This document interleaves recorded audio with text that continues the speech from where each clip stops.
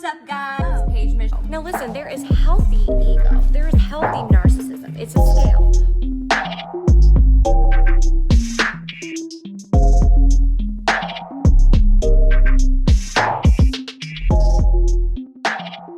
Hello, everybody, and welcome back to Undefined with Paige Michelle. This week, we are talking about two of my favorite couples and their composite human designs. First up is going to be Travis Barker and Kourtney Kardashian.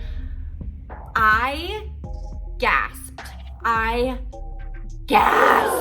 like audibly gasped. And I will explain later, but first I'm going to dive into Travis's design.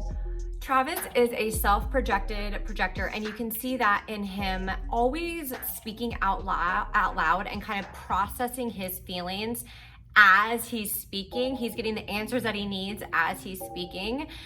He is all about love, identity, expressing himself, and constantly thinking. It just never stops, which makes a lot of sense. He's fidgety, those drums.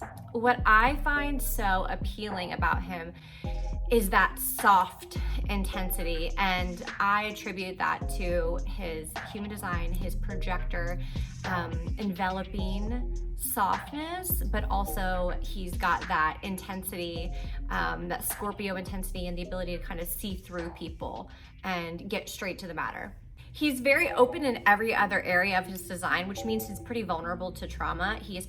Life has probably pulled him into a lot more trauma than most people have experienced. In 2008, he and one other person survived a plane crash wherein everybody else passed away. And then later on, the only other survivor also passed away. So it's safe to say that at 45 years old, he has gone through so much and has learned so much about himself.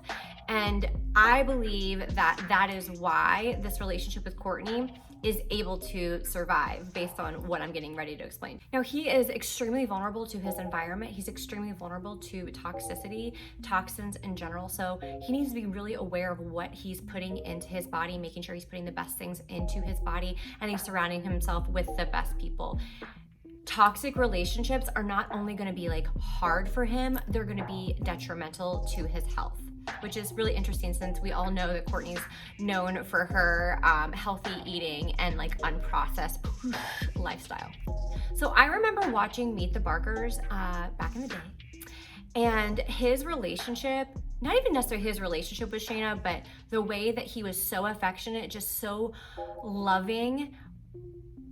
I wanted it so badly. I was like, that is the love. That is what I want. That's what I want in a man. Thing is, I didn't grow up with that. My father was not overly affectionate, and he wasn't expressive with his love necessarily. And so I wanted it, but that's not what I was getting. And that created a lot of tension in my life, and that created a lot of disappointment, and it created a lot of self-worthiness issues. So I'm wondering how many other women watched Meet the Barkers, had this ideal image of how they wanted to be treated like a man or like a woman, and then as they grew up, that wasn't their experience, because you just don't see it very often, somebody that's that expressive. But you see, when you look at his design, you see that that's really all he's got, right? All he's got is this love and this ability to express it and this like cognitive touching. That's all he knows how to do. And so it's really interesting to be able to understand that dynamic now and who he is, and also still call it in for myself. So Travis is a 4-6, which means he's on his last cycle at 45 years old. He's ready to step into the last cycle those sixes have, which means he's gonna be an authority. He's gonna be a leader in his field. And he takes a lot of this wisdom that he's learned in the past, all the mistakes he's made and the experiences in his 30s, his 20s and his 30s, and he's gonna carry that into his 50s. And so that's why I think that this relationship might be one that we need to pay attention to.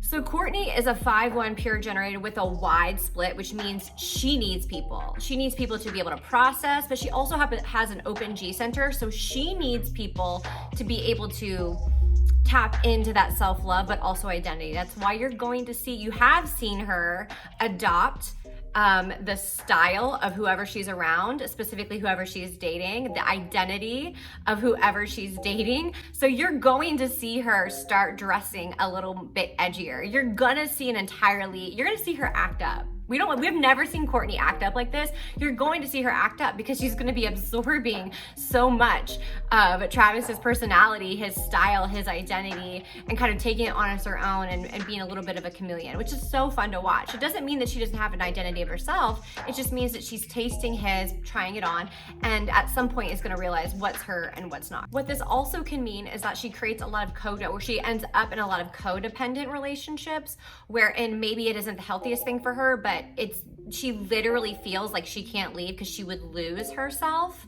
And if you have the tools to move through all of those feelings and the anxiety that can cause, you can create security within yourself. But if you're in it for too long and you don't have the tools and nobody's teaching you how to process those emotions, you can push them down and you can become extremely avoidant and very cynical and almost unemotional. And I would say that in watching Keeping Up with the Kardashians, you would see that Kourtney's probably the least emotional one. Recently, she started to go to therapy and you start to see her express herself a little bit more. But could you imagine like being an Aries moon and having this open emotional center and just pushing down your feelings your entire life, and then dealing with the relationship that she had with Scott, which ultimately was to grow her, right? Teach her how to be emotionally available to herself. But all of that anxiety, the rejection, the abandonment, not knowing when he was coming home, not knowing when and if he was gonna relapse, it's just always on edge. She's gone through a lot and she has done the work to be able to handle what this relationship is bringing to the table. So when you bring two human designs together, you get a composite chart. So you have one person, Kourtney, then you have Travis, right, the other person, and then you have the entity that is the relationship. It kind of sets the limitations and like the sticking points and the opportunities for the relationship. So when you bring them together, why I audibly gasped is because they have 6 attraction channels.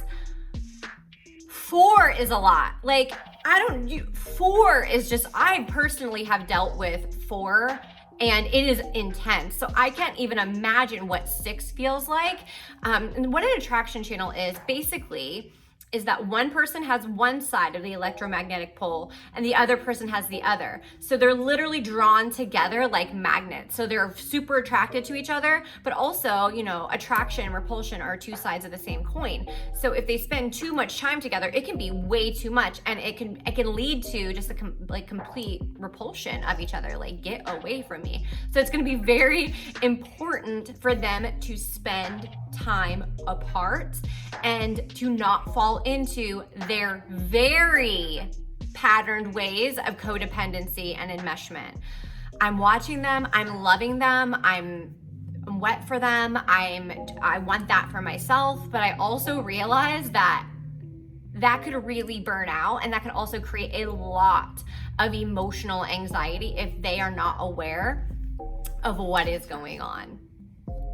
So it is my hope that since they're in their 40s and they've both done a ton of work on themselves, we've seen Kourtney do it, and I can only imagine that Travis has done it himself, that they're gonna be able to navigate all that's coming their way through their relationship.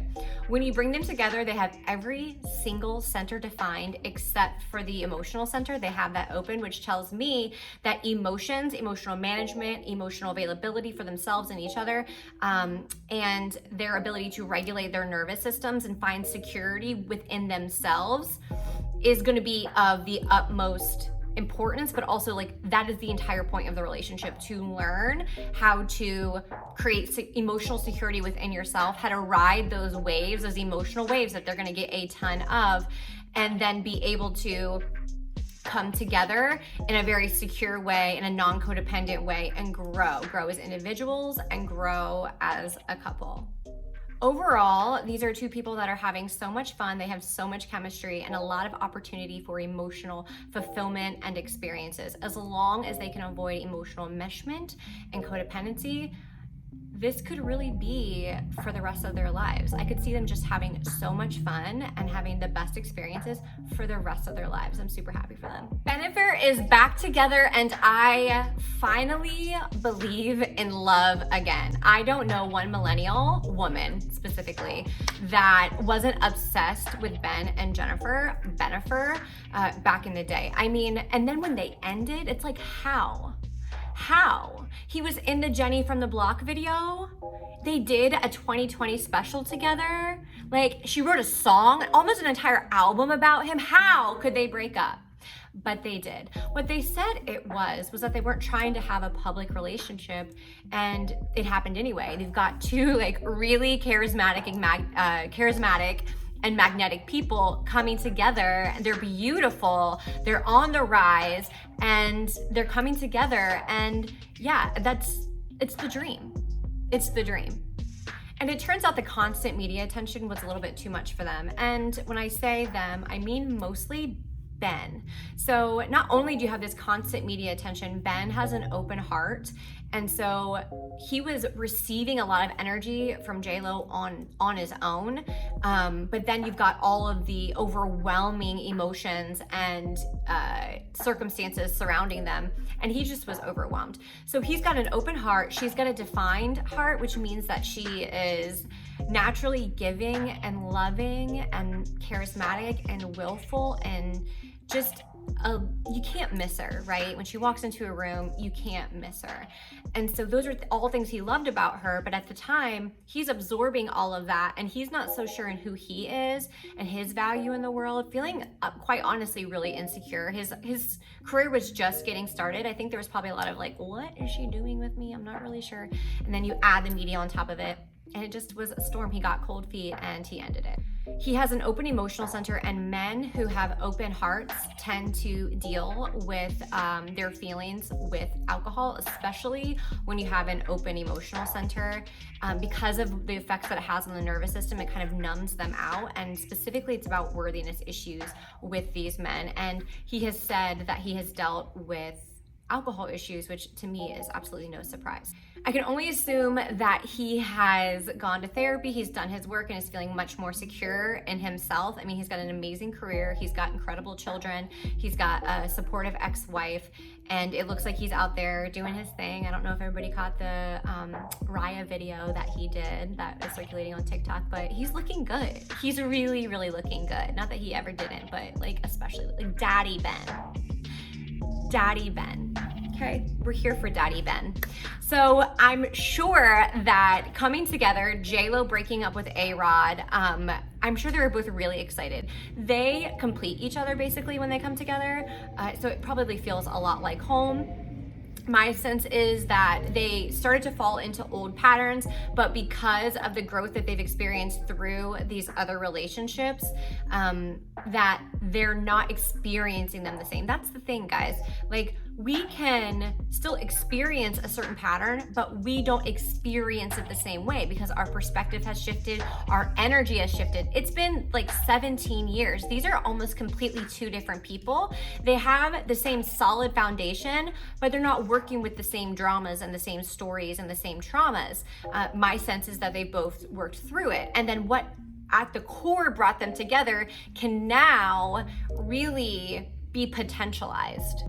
Bennifer is a line 6, so she's in her final cycle of maturation. And again, Ben has gone through a lot, and I'm sure he's bringing a lot to the table emotionality wise. Now they're in a spot where Ben gives her direction because he's got that defined G center and she has an open G center. So she's just kind of feeling like that's what all these relationships are about. Like, who am I? What do I like? What do I not like? What's for me? What's not for me?